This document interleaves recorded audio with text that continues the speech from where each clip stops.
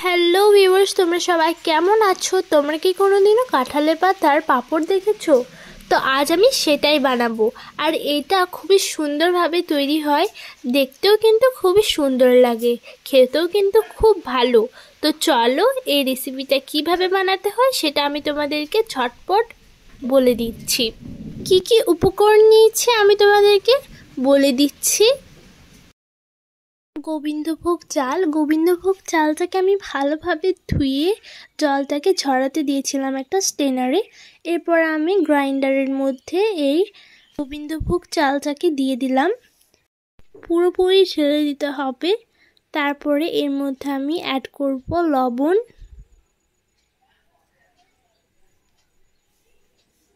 এরপরে অ্যাড করে দেবো অল্প পরিমাণ জল, এটাকে গ্রাইন্ড করে নেব। জলটা কিন্তু সামান্য পরিমাণে দিয়ে দিতে হবে। তো দেখো এটা একটা পেস্টে পরিণত হয়ে গেছে, ঠিক এরকম পেস্ট বানিয়ে নিতে হবে। এরপরে আমি তোমাদেরকে একটা জিনিস দেখিয়ে দিচ্ছি। নিয়ে নিয়েছি কাঁঠালের পাতা। কাঁঠালের পাতাগুলোকে আমি ভালোভাবে ধুয়ে পরিষ্কার করে নিয়েছি। আপনারা হয়তো ভাবছেন যে এই কাঁঠালের পাতা দিয়েই আমি কেন এই পাঁপড়টা তৈরি করছি। তো এর কারণ হলো কাঁঠালের পাতাগুলো কিন্তু খুবই সুন্দর দেখতে লাগে, আর আপনারা এই ক্ষেত্রে যদি অন্য পাতা নেন তাহলে একেবারেই চলবে না, একেবারে কাঁঠালের পাতাই নিয়ে নিতে হবে। এরপরে যে পেস্টটা তৈরি করেছিলাম সেটাকে আমি 3টে ভাগে ভাগ করে দিলাম। আসলে আমি 3 রকম কালারই করব, তাই আমি 3টে ভাগে ভাগ করে নিলাম।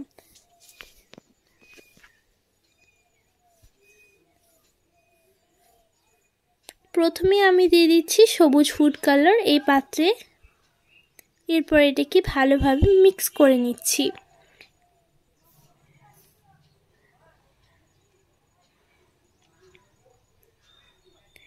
এরপর এর মধ্যে আমি অ্যাড করে দেব লাল ফুড কালার। এটাকেও সেম প্রসেসে মিক্স করে নিচ্ছি। এখানে আমি চামচ ব্যবহার করছি মিক্স করার জন্য। তো আমি এখানে 3 রকম করে নিয়েছি। একটা হলো রেড, তো প্রথমে হোয়াইট আছে, তারপরে রেড, তারপরে গ্রিন। এরপরে কাঁঠালের পাতার পেছন দিকটায় আমি ইউজ করছি, তাই পেছন দিকটা ভালোভাবে ধুয়ে নিতে হবে। তো পেস্টটা দেখো আমি হালকাভাবে লাগিয়ে দিচ্ছি, আর আমি যেরকম বললাম সেরকমভাবে পেস্টটাকে তৈরি করে নিতে হবে। খুব পাতলাও নয়, খুব মোটাও নয়, ঠিক আমি যেরকম বানিয়েছি ঠিক সেরকমই বানিয়ে নিতে হবে, তাহলেই কিন্তু পারফেক্ট এটা রেডি হবে। এরপরে আমি গ্রিনটাকে বানিয়ে নেব। আর একটা কাঁঠালের পাতা নিয়ে নিয়েছি, এর ওপরেও সে গ্রিন মিক্সচারটাকে দিয়ে দিলাম। আর সত্যি গ্রিনটাই দেখতে খুবই সুন্দর লাগছে।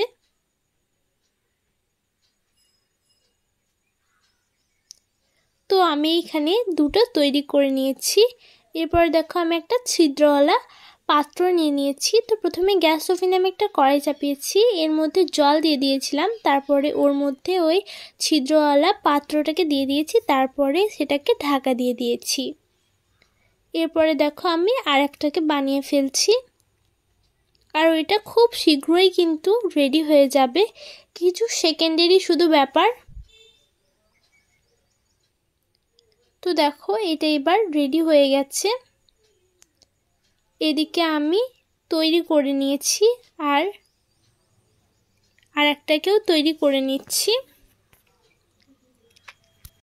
তো দেখো আমি আর একটাকেও বানিয়ে নিচ্ছি, আর এদিকে সেই পাঁপড়টা দেখো রেডি হয়ে গিয়েছে একেবারে।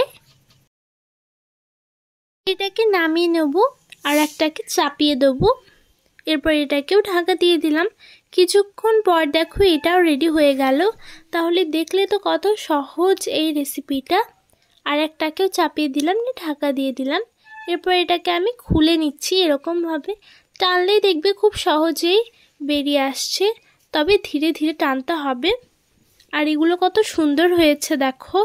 এই যে কাঁঠালের পাতাগুলো আমি ব্যবহার করেছিলাম সেটাকে পুনরায় ব্যবহার করা হবে। আর একটা জিনিস বলে দিই, এই যে কাঁঠালের পাতাগুলো দেখতে পাচ্ছেন এর মধ্যে কোনো আমি তেল ব্রাশ করিনি, জাস্ট ধুয়ে পরিষ্কার করে নিলেই হবে, সেটাই যথেষ্ট। তো দেখো কতগুলো আমার রেডি হয়ে গেল, মোট 4টে আমার রেডি হয়েছে। আর এদিকে সব আমি খুলে নিচ্ছি, সবগুলো দারুণ লাগছে। একদিন দেখো আমি রোদে শুকিয়ে নিয়েছিলাম, একদিনেই কিন্তু এটা খুবই সুন্দরভাবে শুকিয়ে গেছে। দেখো কত সুন্দরভাবে শুকিয়েছে। তবে আমি বলবো যে এটাকে তোমরা রোদে শুকাবে। তো এইদিকে দেখো আমি গ্যাস ওভেনে আমি একটা কড়াই চাপিয়ে দিয়েছি, এর মধ্যে দিয়ে দিয়েছিলাম তেল। এরপর আমি ওই পাঁপড়টাকে ছেড়ে দিয়েছি, আর এটা কত সুন্দরভাবে ফুলেছে দেখো। তো দেখলে কত সহজভাবে রেডি হয়ে গেল। তো এরপর আমি রেডটাকে ভেজে নেব। দুটো ছেড়ে দিয়েছি, আর দেখো দেওয়ার সঙ্গে সঙ্গে কত সুন্দরভাবে ফুলে উঠছে, দারুণ লাগছে দেখতে। খুব সহজভাবে কাঁঠালের পাতার এই পাঁপড়ের রেসিপিটা খুবই হেল্পফুল, তাই অবশ্যই তোমরা এই রেসিপিটা ট্রাই করে দেখবে।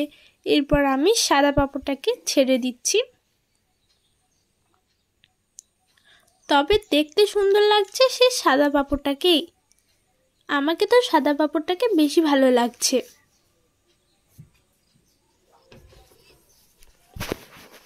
তো সবগুলো এবার রেডি, আমি তোমাদেরকে দেখিয়ে দিচ্ছি যে কেমন হয়েছে। দেখো শুধু কতটা পরিমাণ মুচমুচে হয়েছে, খুব সুন্দর। তাই তোমাদের কাছে অনুরোধ রইল একবার হলেও এই কাঁঠাল পাতার পাঁপড়ের রেসিপিটা ট্রাই করে দেখবে, খুবই সুন্দর একটা রেসিপি। আজকের মতো বিদায় নিচ্ছি, ভালো থাকবে, সুস্থ থাকবে, আর পরের ভিডিওটার জন্য অপেক্ষা করবে। আর যারা যারা আমার চ্যানেলটাকে এখনও পর্যন্ত সাবস্ক্রাইব করেনি তারা অতি অবশ্যই আমার চ্যানেলটাকে সাবস্ক্রাইব করে যাবে। আর হ্যাঁ, বেল আইকনটাও প্রেস করে যাবে যাতে আমার সব ভিডিও নোটিফিকেশন সর্বপ্রথম তোমার কাছে যেয়ে পৌঁছায়।